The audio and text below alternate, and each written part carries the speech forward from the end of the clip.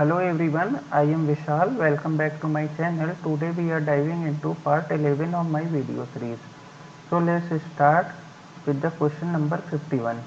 The following three consecutive terms are in. पूछा है इनमें से ये तीन टर्म गिवन है किस में होंगी, AP, BP या HP। अब यहाँ रूट की प्रॉब्लम है तो आप इसको इन जनरल भी चेक कर सकते हो बारी बारी से कि पहले AP की कंडीशंस लगाओ, फिर आप जीपी की कंडीशन लगाओ, फिर आप एचपी की कंडीशन लगाओ। लेकिन उससे पहले हम क्या करते हैं, इस रूट की प्रॉब्लम को सॉल्व करते हैं। तो हम क्या कर लेंगे, हम थोड़ी देर के लिए रूट एक्स को क्या ले लेते हैं, 2 ले लो, या x is equal to 4 put कर दो यहाँ पे तो आपको 2 मिल जाएगा। अब हमारा क्वेश्चन थोड़ा इजी हो जाएगा। अब हम क्या करेंगे, 1 plus 2 comma 1 upon 1 minus 2, sorry x is equal to 4 हो जाएगा ना, रूट एक्स हमने 2 माना है तो x की वैल्यू 4 और 1 माइनस 1 माइनस 2, 1 अपॉन 1 माइनस 2। तो हमारी ये थ्री टर्म्स क्या आ गए, 1 upon 3 minus 1 upon 3 comma minus 1। Okay, now check whether they are in GP. Take common ratio, here common ratio will be -1 but here it will not be -1 because this is -1 और this -1 upon 3 minus minus cancel out और 3 numerator में पहुंच जाएगा तो ये 3 आ जाएगा और यहाँ पे -1 आ रहा है विच इज नॉट इक्वल, तो जीपी तो नहीं होगा। अब एचपी चेक करते हैं। एचपी के लिए क्या होना चाहिए, if 1 upon A comma 1 upon B comma 1 upon C are in HP, तो इट मीन्स होगा A comma B comma C are in AP. तो ये चेक कर लेते हैं यहाँ से, तो 3 कॉमा -3 कॉमा 1, सॉरी -1। तो ये क्या एपी में है, एपी के लिए कॉमन डिफरेंस क्या होना चाहिए, सेम होना चाहिए। तो -3 is equal to -6 but -1 and plus का 3 which is equal to plus का 2, -6 नॉट इक्वल टू 2, तो ये एचपी में भी नहीं होंगे। अब हम चेक करते हैं एपी के लिए, तो -1/3 which is equal to -2/3 and -1 plus 1/3 which is equal to -2/3। कौन सी कंडीशन लगाइए, कॉमन डिफरेंस कैसे निकालते हैं, second term minus first term किसके इक्वल होना चाहिए, third term minus second term. And common ratio कैसे निकालते हैं, जब जीपी के लिए यूज करते हैं, second term upon first term is equal to third term upon second term. Okay, तो this is first term, this is second, this is third. तो हमारे यहाँ से क्या रिजल्ट आ गया, ये कैसे हैं, एपी में है। ओके, आप इन जनरल भी प्रूव कर सकते हो। Now come to the question number 52। This is very good question, very very important. यहाँ पे भी देखिए आप किसका यूज करेंगे, इनइक्वालिटी का। और कौन सी इनइक्वालिटी का यूज करेंगे, प्रोग्रेशन की famous inequality A greater than और equal to G greater than और इक्वल टू एच। यहाँ पे एक बात हमेशा याद रखना, ये इक्वल टू साइन तभी पॉसिबल होता है जब तीनों नंबर आपस में क्या हो जाए, इक्वल हो जाए। ओके, अदरवाइज यहाँ पे जैसे गिवन है ना, तीनों नंबर क्या है, अनइक्वल हैं, तो हम ये इक्वल टू का साइन हटा भी सकते हैं। अब हमारी इनइक्वालिटी क्या बन जाएगी, ये बन जाएगी। ओके, अब देखिए यहाँ पे क्या है, ए कॉमा बी कॉमा सी तीन नंबर हैं और वो तीन नंबर कितने हैं, हार्मोनिक प्रोग्रेशन में है। अगर हार्मोनिक प्रोग्रेशन में है तो बी क्या होगा, हार्मोनिक मीन होगा। ओके, अगर बी हार्मोनिक मीन होगा तो हमें पता है जी ग्रेटर देन क्या होता है, एच होता है। और अगर ए बी सी में अगर हम ए सी का हार्मोनिक मीन लें तो वो क्या आ जाएगा, रूट ए सी आ जाएगा। ग्रेटर देन क्या हो जाएगा, harmonic mean which is B, तो root A C greater than B. यहाँ से आपको क्या मिलेगा, ए सी की पावर 1/2 क्या मिल जाएगा, ग्रेटर देन बी मिल जाएगा। अब हमें लेकिन बी की पावर 5 में चाहिए तो हम दोनों साइड पावर 5 कर देते हैं, तो ए सी की पावर 5/2 क्या मिल जाएगी, ग्रेटर देन मिल जाएगी बी की power 5. Okay, I think this will be okay. Now I will take a की पावर 5/2 माइनस सी की पावर 5/2 का होल स्क्वायर। अब किसी भी नंबर का अगर स्क्वायर करोगे तो वो ऑलवेज क्या होगा, 0 से बड़ा होगा। इक्वल टू भी हो सकता है, लेकिन इक्वल टू कब होगा, जब ए और सी क्या हो जाए, इक्वल हो जाए।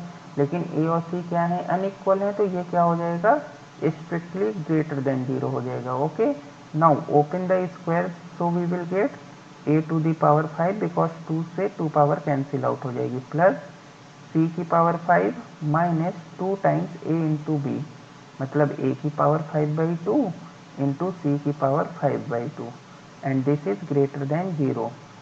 नाउ a की पावर 5 प्लस c की power 5 greater than 2 times a की पावर 5/2 इंटू सी की पावर 5/2, बट a की पावर 5/2 इंटू सी की पावर 5/2 किससे बड़ा है, ग्रेटर देन हो जाएगा 2 into B to the power 5।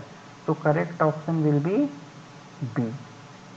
Okay, I hope you will understand this, otherwise if you take any three numbers then it will be very complicated, you have to follow this method, otherwise it will be very complicated and you will get stuck on the exam and it will very time consuming also.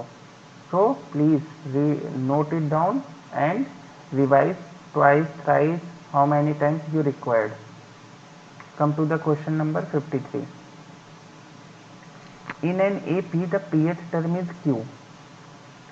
This is easy question, but you know the formula of all this. Tp is equal to Q and TQ is equal to P.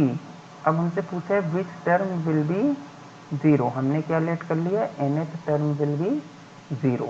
Now from this condition we will find a and the value of d.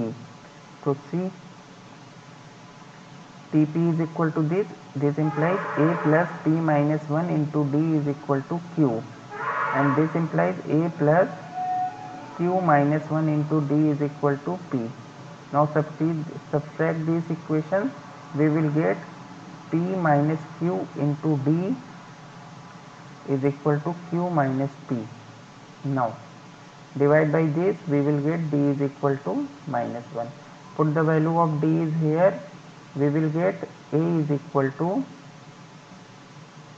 q plus p minus 1. Now Tn is equal to 0.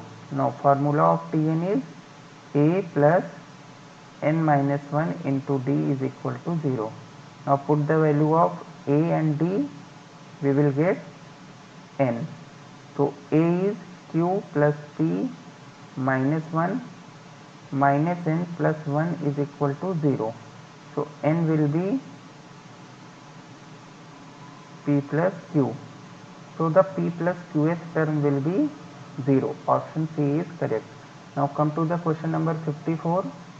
If the sum of first n natural number होगा यहाँ पे is s1. तो हमें क्या given है, 1 plus 2 plus 3 plus dot dot n is equal to, हमें पता भी होना चाहिए ये किसके इक्वल होता है, nn plus 1/2। आया कहाँ से, by sum of AP sequence, nth term का समय ये एपी सीक्वेंस बनाएगा ना, क्योंकि कॉमन डिफरेंस क्या है, सेम है। आगे देखिए, and the sum of their square, मतलब 1 square plus 2 square plus dot dot n square is equal to क्या है, क्या होता है, n plus 1 2n plus 1 upon 6 and sum of their cubes, it means 1 plus 2 cube plus dot dot n cube is equal to n plus 1 upon 2 का whole square. तो ये हमें s1 given है, ये हमें s2 गिवन है, ये हमें s3 गिवन है। अब इसमें पुट करके देखना पड़ेगा कौन सा ऑप्शन सही है, तो इतना लेंदी प्रोसेस आपको नहीं करना है। अब हमने S1 का केवल पहला ही टर्म लिया, मतलब S1 में हमने क्या लिया, 1 लिया, सिर्फ एक टर्म का सम देखा। स्क्वायर में भी हमने क्या ले लिया, सिर्फ पहला ही लिया, मतलब 1 का स्क्वायर भी क्या हो जाएगा, 1 हो जाएगा। एंड S3 में भी हमने क्या लिया, सिर्फ एक टर्म का सम देखा है, तो वो भी क्या हो जाएगा, 1 हो जाएगा। अब यहाँ पे पुट करो, जो भी इसको सेटिस्फाइड कर रहा होगा वही हमारा आंसर है। तो 9 इंटू S2 का स्क्वायर, मतलब 1 का स्क्वायर 1 ही होना है, is equal to 1 1 plus 8, this is 9। तो ये ऑप्शन हो सकता है, बाकी भी आपको चेक करना पड़ेगा। समटाइम्स क्या होता है, दो ऑप्शन मैच कर जाते हैं, उस केस में आपको फिर यहाँ पे दो टर्म कंसीडर करनी होंगी। जैसे मैं S1 फिर उस केस के लिए क्या कंसीडर करता, 3, S2 क्या हो जाता हमारा, 2 का स्क्वायर 4 प्लस 1 5, और यहाँ क्या हो जाता है, S3 की वैल्यू क्या हो जाती, 9। Okay, got my point. तो अभी मैं 1 1 लेके कंसीडर कर रहा हूँ, तो यहाँ पे देखते हैं क्या आएगा, ये हो जाएगा 9 is equal to -7, which is not true. Third option में क्या हो जाएगा, 9 is equal to -4, which is also not true. And fourth option में क्या हो जाएगा, 9 is equal to 6, which is also. So option A is correct option. ठीक है, आप ऐसे S1 की ये वैल्यू भी पुट करके आप इसको सेटिस्फाइड करा सकते हो, अगर आप कराना चाहो तो। Now come to the question number 55। If P, Q, R, S are in GP, then 1 upon P square plus Q square, 1 upon Q square plus R square, and 1 upon R square plus S square will be। Okay, ये किस में है, GP में है। तो हम consider कर लेते हैं 1 2 4 8। ओके, और यहाँ देखते हैं ये क्या फॉर्म करेगा। तो 1 अपॉन पी स्क्वायर, मतलब 1 प्लस 2 का square 4। Okay, now 1 upon Q square मतलब 4, एंड आर स्क्वायर मतलब 16, कॉमा 1 अपॉन आर स्क्वायर मतलब 16 प्लस एस स्क्वायर मतलब 8 का स्क्वायर 64। तो 1 upon 5, comma 1 upon 20, comma 1 upon 80, and clearly the common ratio is same. So this will be in GP sequence. So answer will be GP. So 1 upon 4 is equal to 1 upon 4. So option B is correct. Thank you for watching the video. Please like and subscribe to my channel. Thank you so much.